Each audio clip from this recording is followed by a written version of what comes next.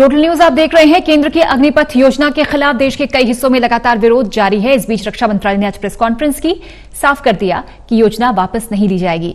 ये सभी भर्तियां इस स्कीम के तहत होंगी। 25,000 अग्निवीरों का पहला बैच दिसंबर में आर्मी ज्वाइन कर लेगा। लेफ्टिनेंट जनरल अनिल पुरी ने कहा कि अग्निपथ के विरोध में कोचिंग इंस्टीट्यूट चलाने वालों ने छात्रों को भड़काया है, प्रोटेस्ट कराया है। उन्होंने कहा कि अग्निवीर बनने वाला शपथ पत्र देगा कि उसने कोई प्रोटेस्ट नहीं किया, न कोई तोड़फोड़ की। बिना पुलिस वेरिफिकेशन के कोई सेना में शामिल नहीं होगा। सेना में अब सैनिकों की भर्ती अग्निपथ योजना के तहत होगी। तीनों सेनाओं में 5 साल में 1.25 लाख अग्निवीर तैयार होंगे। इसके अलावा शहीद होने पर 1 करोड़ रुपए आश्रितों को दिया जाएगा। नौसेना में महिला अग्निवीरों की तैनाती होगी। 24 जून को वायुसेना, नौसेना 25 जून, थल सेना 1 जुलाई से नोटिफिकेशन जारी कर देगी। देश में पहली बार हो रहा है कि सेना को भर्ती प्रक्रिया को लेकर देश के सामने समझाने के लिए आना पड़ा। उधर विरोधी दल लगातार सियासत कर रहे हैं, युवकों को समर्थन देने की बात की जा रही है। इस पर बीजेपी भी लगातार पलटवार कर रही है। आज की बड़ी बहस में चर्चा करेंगे अग्निपथ पर महासंग्राम की। क्या साझा बयान के बाद ये महासंग्राम खत्म होगा?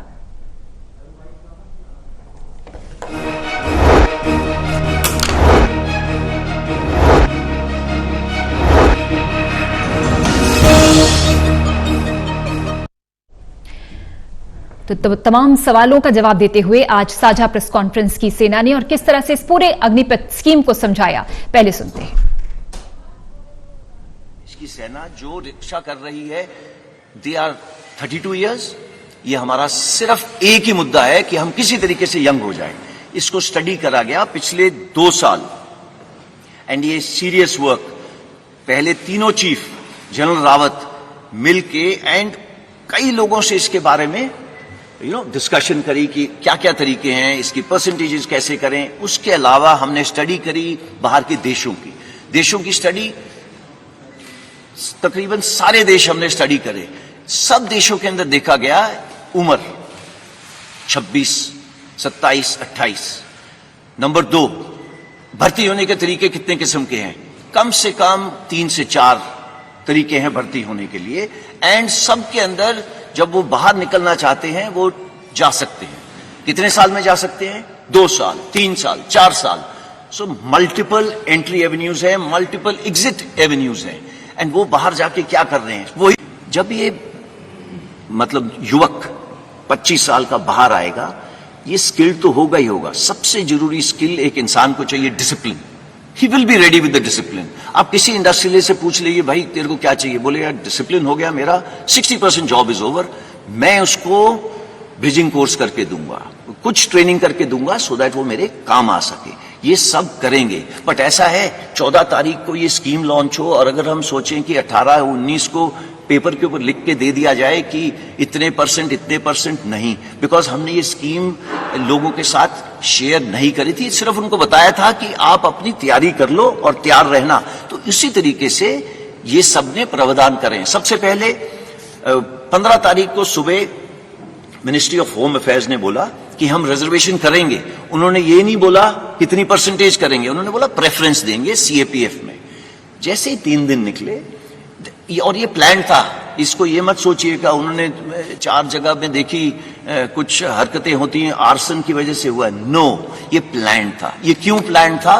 बिकॉज मालूम था कि ये 75% जो युवक हैं इतनी देर फौज, 4 साल फौज के रहने के बाद ये देश में वापस जाएंगे। ये देश की ताकत है।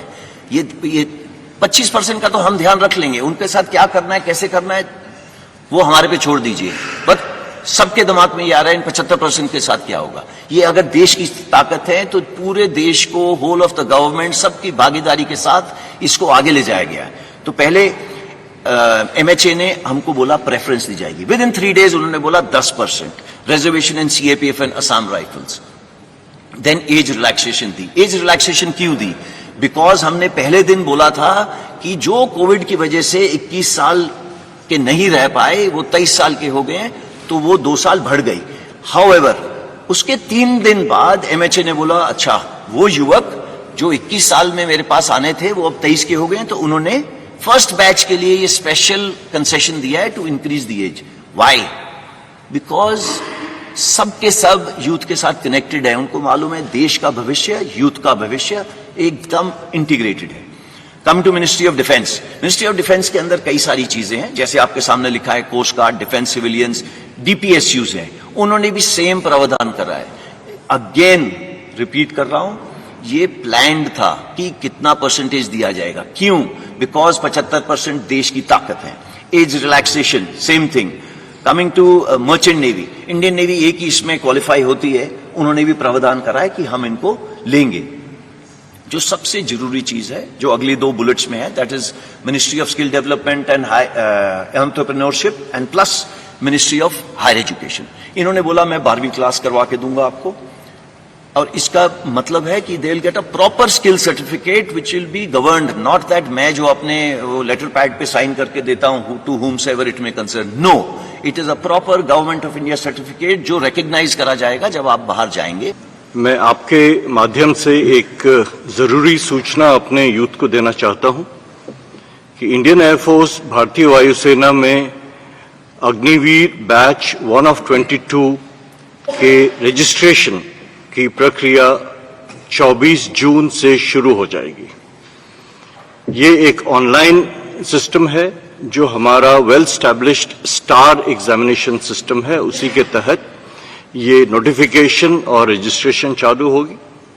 इसके ठीक 1 महीने बाद 24 जुलाई से जो फेज 1 ऑनलाइन एग्जामिनेशन है उसकी प्रक्रिया शुरू हो जाएगी, और दिसंबर के अंत तक हम पहले बैच अग्निवीर को एनरोल कर लेंगे और 30 दिसंबर से पहले बैच की ट्रेनिंग शुरू हो जाएगी। तो जैसा कि एयरफोर्स ने बताया कि हम लोग ने भी अपनी रिक्रूटमेंट प्रक्रिया शुरू कर दी है, और अगले 2-3 दिनों में 25 जून तक जो हमारा एडवर्टीजमेंट है वो मिनिस्ट्री ऑफ इंफॉर्मेशन ब्रॉडकास्टिंग में पहुंच जाएगा।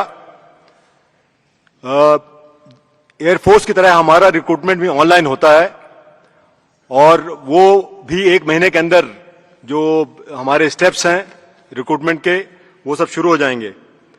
और मुझे हमारी जो टाइम लाइन्स हैं उसके हिसाब से 21 नवंबर जो हमने डेट चुनी है, 21 नवंबर को हमारा फर्स्ट अग्निवीर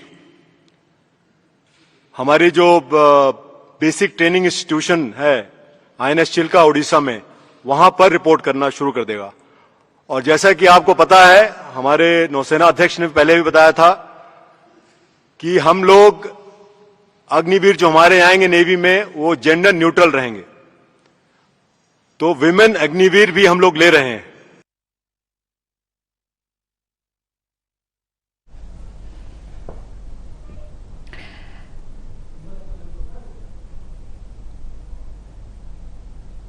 तो अग्निपथ पर महासंग्राम के बीच आज साझा प्रेस कॉन्फ्रेंस सेना की, और बहुत सारे सवालों के जवाब देते इस प्रेस कॉन्फ्रेंस के माध्यम से सेना एक खास पैनल जुड़ गया हमारे साथ।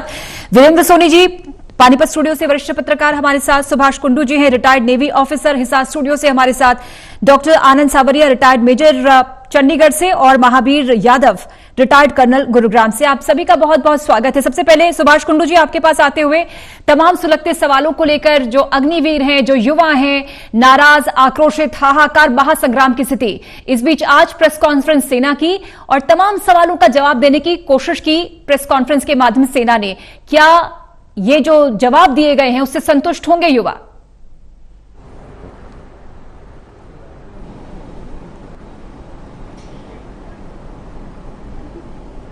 जी नमस्कार। सरकार की ये जो स्कीम है अग्निपथ, इस बारे में मैं यही कहूँगा, फिलहाल ये एक जोखिम भरा एक्सपेरिमेंट जो सेना में करने की कोशिश की गई है, ये सही समय नहीं था। युवाओं के साथ इस मौके पर खिलवाड़ किया गया। देश पिछले 2 साल से कोरोना जैसी महामारी से जूझ रहा था, उसके बावजूद भी देशभक्त बच्चे अपनी तैयारियों में जुटे हुए थे। ये उनके साथ एक तरह से नाइंसाफी, उनके साथ धोखा हुआ है। इस समय ये समय था मौजूदा भर्तियों को कारगर सिद्ध करने का, उन भर्तियों को सिरे चढ़ाने का।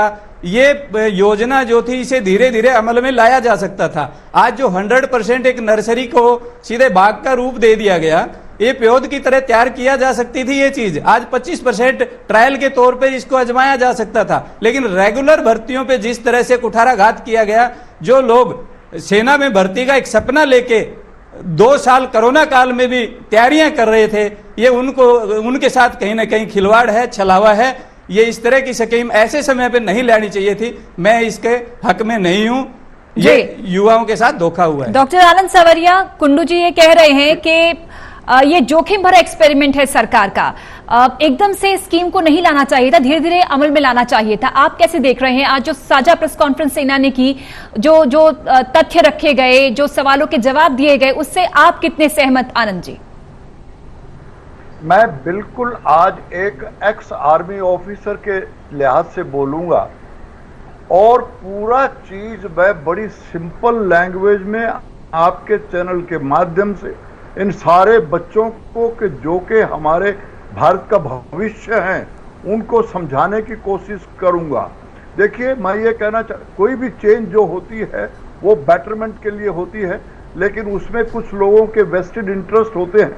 और आज जो हमारी ज्वाइंट कॉन्फ्रेंस हुई है नेवी, आर्मी और एयरफोर्स की, उसमें सारे पत्रकार थे और सारे पत्रकारों ने इतने इतने सवाल पूछे थे जो आज आप मेरे से पूछ रहे हैं। और आपका नेशनल टीवी है, टोटल टीवी एक बड़ा फेमस चैनल है। मैं आपके चैनल के माध्यम से उन सारे बच्चों को, देखिए, आर्मी की प्रेरेक्विजिट होती है कि एक जो भी आदमी आए वो एक डिसिप्लिन आदमी हो, वो एक अनुशासन को पालन करने वाला हो। और मैं अभी तक भी ये मान के चल रहा हूं कि ये जो आगजनी का प्रॉब्लम हुई है, जो एजिटेशन हुई हैं, वो उन बच्चों को बरगलाने के बाद ही हुई हैं। कोई भी आदमी जो 2 साल के, मैं उनकी तकलीफ को समझता हूं, बिकॉज 2 साल तक हम लोगों ने भर्ती नहीं की थी। और देखिए, एक बार हमारी आर्मी में एक साल में करीबन 60,000 लोग रिटायर हो जाते हैं और करीबन हम 60-70 हजार पर ईयर जो है रिक्रूट करते हैं। 14 जून से पहले वाले नोटिफिकेशन या रूल्स एंड रेगुलेशन के मुताबिक से मैं ये बात कर रहा हूं एनसीओज की, जवान और एनसीओ लेवल तक की, ऑफिसर्स की बात यहां नहीं हो रही है। और वो जो जवान रिक्रूट होता था वो 15 साल तक। डॉक्टर आनंद जी, मेरा सवाल ये है कि आज जो साझा प्रेस कॉन्फ्रेंस की गई है, जो प्रावधान रखे हैं, जो बातें कही गई हैं, वो इस स्कीम को जस्टिफाई करती हैं या नहीं? युवा उससे अग्री होंगे या नहीं? युवाओं के हक में है ये स्कीम या नहीं, आपके नजरिए से सर? बिल्कुल बिल्कुल, ये जो आज प्रेस कॉन्फ्रेंस की है तब से भी और उससे पहले भी ये जो स्कीम है युवाओं के हित में है और देश के हित में है। और 24 तारीख को आपको देखेगा एक बार फिर टीवी चैनल पे लेके जी। महावीर सिंह यादव जी, आपके पास आते हुए, सबके अपने अपने मत है, कुंडू जी का अपना मत है और डॉक्टर आनंद जी का अपना मत है, लेकिन आप कितने सहमत हैं जो आज प्रेस कॉन्फ्रेंस हुई, जो बातें रखी सेना ने अग्निपथ को लेकर, युवाओं को लेकर, उससे आप कितने सहमत हैं? स्कीम क्या वास्तव में युवाओं के लिए प्रेरणादायक साबित होगी, उनके लिए फायदेमंद रहेगी? थैंक यू मैडम, मेरी आवाज आ रही है आप जी? बिल्कुल बिल्कुल। पहले तो टोटल टीवी का बहुत बहुत धन्यवाद कि आपने इतना अहम मुद्दा उठाया है जो कि सेना और पूरे राष्ट्र के हित में है। जी। मैं इस अग्निपथ स्कीम से भारत सरकार के साथ हूँ और सेना के जल्दी से जल्दी लागू करने के लिए निर्णय लिया है।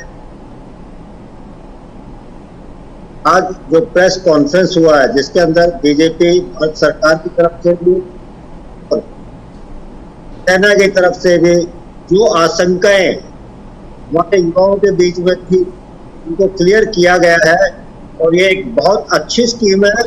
पूरे सेना को एक युवा अग्निवीर मिलेंगे जिससे आने वाले संकट जो हमारे देश के ऊपर है, चाइना की तरफ से, पाकिस्तान की तरफ से और इंटरनल सिक्योरिटी में, उसको हमारे युवा अग्निवीर अच्छी तरह से उसका मुंहतोड़ जवाब दे देंगे। वीरेंद्र सोनी जी, आपके पास आते हुए इससे पहले हैं जी जी जी जी महावीर जी, दूर किया जा रहा है और आने वाले समय में और भी कुछ होगी उनको भी दूर किया जाएगा।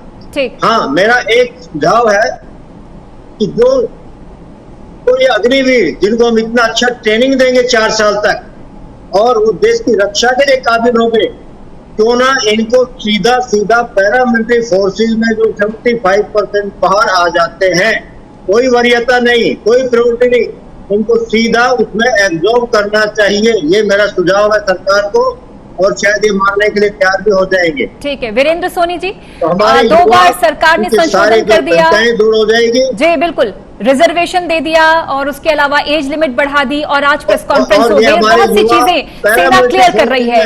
क्या युवाओं की आशंकाएं जो थी, जो उनके बीच में भ्रम की स्थिति है, क्योंकि लोग ये भी कह रहे हैं कि बरगलाया जा रहा है उनको, क्या यह महासंग्राम जो है वो शांत होगा, युवा मानेंगे आज की प्रेस कॉन्फ्रेंस के बाद, सेना की समझाइश के बाद? देखिए, इस योजना को लेकर सवाल अधिक है, जवाब कम है। आज भी स्पष्ट कहा गया है कि पहले से ही सरकार को भी कल्पना थी कि इस योजना का विरोध होगा, लेकिन विरोध इतना उग्र और हिंसक होगा इस चीज की कल्पना नहीं थी। तो इसलिए बार बार सरकार ने आरक्षण देने की बात बाद में की है। सरकार ने इसे, लोग कह सकते हैं कि सरकार इसे हड़बड़ी में लाई है, लेकिन ऐसा नहीं है। जैसे कि बताया गया कि 2 साल की योजना के बाद ये योजना लाई गई है, 2 साल विचार विमर्श किया गया है। लेकिन अगर इस योजना को पायलट प्रोजेक्ट के रूप में लागू किया जाता तो ज्यादा अच्छा होता। लेकिन सरकार की अपनी सोच है, सरकार युवा और जोश के साथ एक नए योजना के साथ भर्ती प्रक्रिया शुरू कर रही है, तो सरकार का एक अपना मापदंड है। देखिए, रक्षा बजट तो हमारा दुगना हो गया, लेकिन ये जो युवा हमारी सेना में भर्ती होने के लिए इच्छुक है, देश की सेवा करना चाहते हैं, अगर वो हिंसा पर उतारू हो जाते हैं तो ये उनको वो हिंसा करने का शौक नहीं है, लेकिन ये देश की संपत्ति को नुकसान पहुंचाने की जो प्रवृत्ति है ये बढ़ती जा रही है। इससे युवाओं में निराशा का माहौल भी बनेगा और युवाओं में आक्रोश होना स्वाभाविक है। यदि सरकार अब जो समझा रही है, यदि पहले समझाकर इसे शनै शनै लागू किया जाता तो मेरे विचार से अधिक अच्छा होता।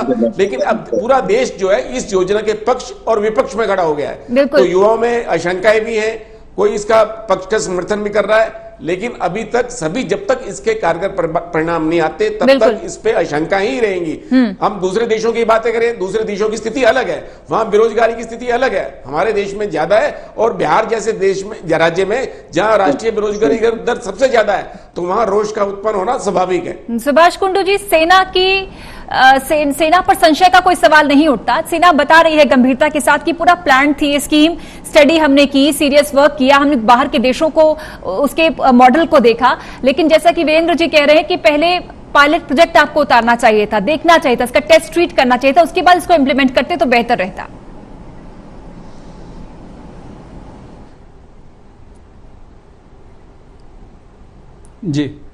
जी पूजा जी, यही लोग सब यही चाहते हैं, इसीलिए इस चीज पे इतना बवाल बना। ये योजना अचानक से लाई गई, इसके बारे में लोगों के डाउट्स क्लियर नहीं किए गए, जवानों को इस बारे में बताया नहीं गया, इसके बारे में कोई एडवर्टाइजमेंट नहीं की गई, ट्रायल के तौर पर इसे आजमाया नहीं गया। सिर्फ दूसरे देशों को देख के हम उस चीज को अपने देश में इंप्लीमेंट नहीं कर सकते। उनकी भौगोलिक, इकोनॉमिक सारी स्थितियां अलग होती हैं, हमारे देश की परिस्थितियां अलग हैं। यहाँ फौज को सिर्फ देशभक्ति तो है ही है, उसको हम एक रोजगार के रूप में भी जोड़ के देखते हैं, और उसके बाद पेंशन के रूप में जो एक सिक्योर लाइफ होती है, तभी तो एक नौजवान को वहां जाने का जज्बा उसमें पैदा होता है ताकि उसकी लाइफ सिक्योर हो। आज 4 साल के छोटे से अंतराल में कितनी तो वो ट्रेनिंग कर पाएगा, कितने दिन उसके बाद उसका ये भरोसा नहीं कि वो रह पाएगा या नहीं रह पाएगा। एक करप्शन का भी अड्डा ये बन जाएगा। आने वाले टाइम में फौज एक और लड़ाई के लिए फौज को तैयार रहना पड़ेगा कि कहीं ना कहीं वो जो उस 25% के कंपटीशन में आने के लिए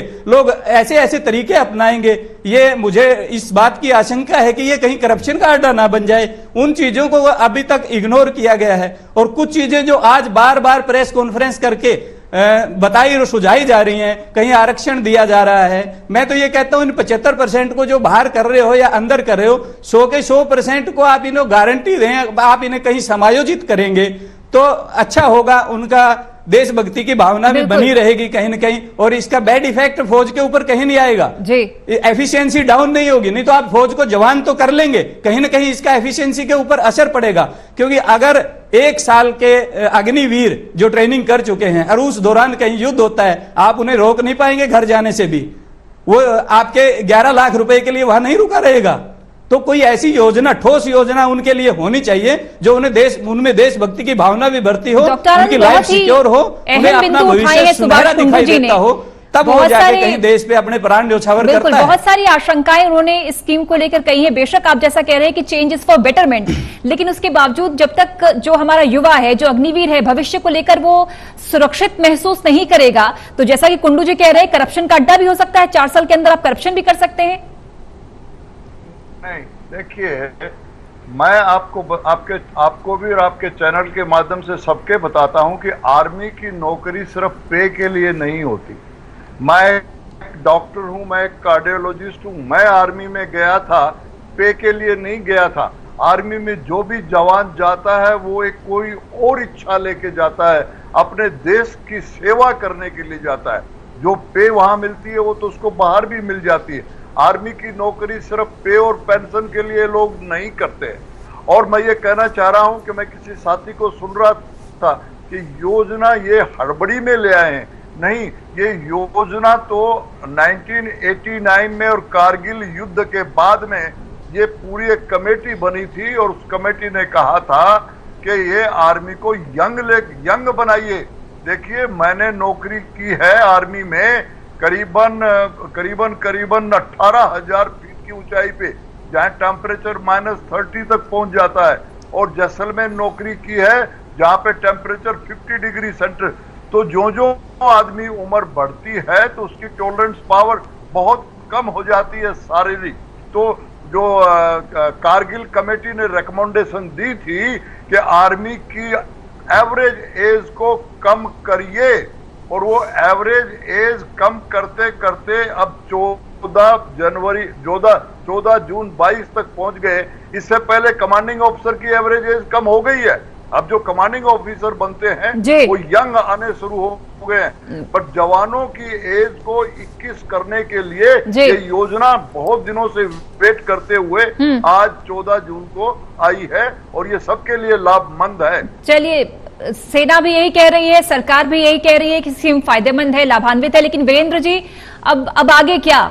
जो संग्राम की स्थिति है, युवाओं की जो नाराजगी है, जो चरम पर है नाराजगी, वो शांत होगी? क्योंकि 24 ये तो तय है कि सेना अब ये जो स्कीम है वापस नहीं होगी, तो अब आगे क्या होगा?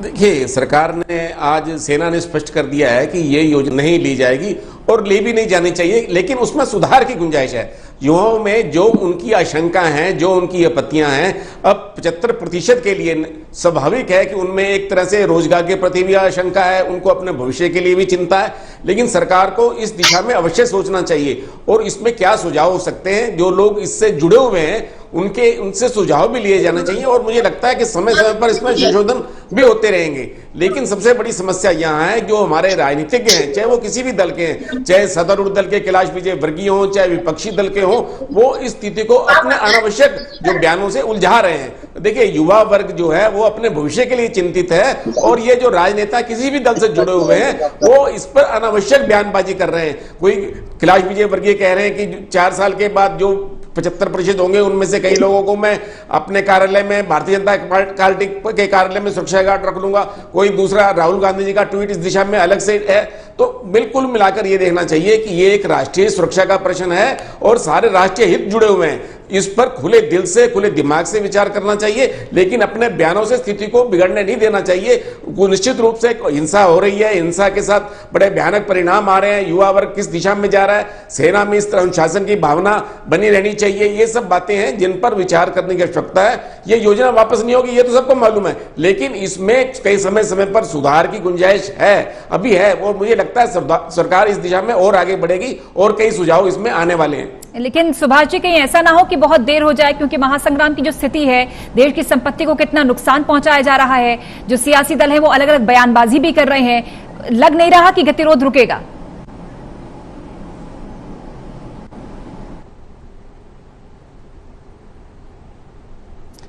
देखिए पूजा जी, मैं ये चाहूंगा देश के युवाओं को भी संयम से काम लेना चाहिए।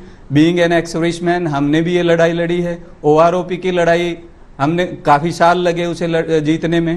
तो ऐसा नहीं होना चाहिए, इन्हें भी संयम से काम लेना चाहिए, युवाओं को ज़्यादा उत्तेजित नहीं होना चाहिए। अवश्य मैं चाहूँगा सरकार भी और रक्षा मंत्रालय भी इस बारे में विचार करेगा। इसमें जरूरी संशोधन होंगे जो किए जाने चाहिए, होने चाहिए। और मैं तो कहता हूं अगर इतनी बढ़िया ये स्कीम है तो सबके लिए ये इंप्लीमेंट क्यों नहीं हो जाती? सारी सिविल एम्प्लॉयमेंट इसके थ्रू होनी चाहिए। जो भी अग्निवीर हो वही जाएं चुन के, वही IAS IPS में भी जाएं। ये एक जरिया बना दीजिए आप फिल्ट्रेशन का। आगे जो भी सिविल एम्प्लॉयमेंट होगी वो इसके थ्रू होगी, तो वहां से लोगों में कंपटीशन की भावना भी आएगी, देश प्रेम की भावना भी आएगी कि वो एक जरिया बनेगा, वहां उनको अच्छी ट्रेनिंग भी मिलेगी। अदरवाइज तो ये 4 साल का ये एक्सपेरिमेंट ना कहीं न कहीं फौज के लिए बखेड़ा ना खड़ा करे। उस चीज से इनको बचना चाहिए और इनके भविष्य के बारे में भी कोई ठोस प्लानिंग होनी चाहिए। हम सिर्फ इसलिए नहीं है कि आज ये एकदम से लागू किए और हम इसका विरोध ही करेंगे, विरोध में नहीं है, अच्छे तरीके से इसे लागू कीजिए और युवाओं को भी ये बात समझ में आएगी। थोड़ा सा धैर्य रखें, इस बार नहीं अगले साल हो जाएगी, 1 साल बाद हो जाएगी, 2 साल लग जाएंगे, इतनी जल्दी में क्यों है? डॉक्टर आनंद आपकी टिप्पणी। मैं सुन नहीं पाया। तो सबको विश्वास में लेके देश को, विपक्ष को, पक्ष को, युवाओं को और ये चीज लागू की जानी चाहिए। सुभाष कुंडू जी कुल मिलाकर ये कह रहे हैं डॉक्टर आनंद की बेशक आप ले आए हैं ये स्कीम, लेकिन सबको विश्वास में लेकर आगे बढ़ना होगा, क्योंकि युवा शायद अभी मानने को तैयार नहीं है। लेकिन सरकार के पास भी तो अब समय नहीं है, 24 जून से भर्तियां शुरू हो जाएंगी। विरोध का स्तर इतना है कि लगता नहीं कि इतनी जल्दी विरोध खत्म होगा। नहीं, देखिए मैं कहना चाह रहा हूं, मैंने तो ओपनिंग में ही कहा था कि आप ये डिबेट 24 तारीख के बाद फिर कर लीजिए। जिस दिन नोटिफिकेशन एयरफोर्स की आ गई है, नेवी की आने वाली है, और जिस तरह से फॉर्म भरे जाएंगे, ऑनलाइन फॉर्म है, ऑल इंडिया लेवल पे आएंगे, और फिर हम ये डिबेट रख सकते हैं। ये जो हमारे नौजवान हैं उनको पूरा इतना समझ में आ गया, और आज इतनी क्लैरिफिकेशन थी सारी हो गई, और मैक्सिमम नंबर वो अप्लाई करेंगे और इम्तिहान के लिए आएंगे। फिजिकल रैली में आएंगे, और फिजिकल रैली जब होंगी इनको पूरा वो बातें समझा दी जाएंगी जो बाहर में इनको बरगलाया जाता है। और ये जवानों के लिए एक सुनहरा मौका है कि वो अपनी क्वालिफिकेशन भी बढ़ाएं और जेब में 2 पैसे भी डाल लें, और माता पिता के ऊपर बोझ ना बने। जब तक के वो 25 साल के होंगे, नौकरी मिलने का टाइम आएगा तो अब नौकरी में रिजर्वेशन कर दिए है गवर्नमेंट ने। हर एक स्टेट कह रही है कि हम उनको प्रेफरेंस देंगे, तो आने वाले समय में सरकार भी तमाम तरह के वादे भी कर चुकी है, सुझाव भी दे रही है, और सेना का आज साझा प्रेस कॉन्फ्रेंस साफ कर दिया है कि अग्नि पथ जो स्कीम है वापस सरकार नहीं लेगी, और बहुत सारी प्रावधान इस स्कीम को लेकर आज सेना ने सबके सामने रखे। बहुत शुक्रिया आपका सुभाष कुंडू जी, डॉक्टर आनंद सावरिया जी, वीरेंद्र सोनी जी जुड़ने के लिए शुक्रिया आपका।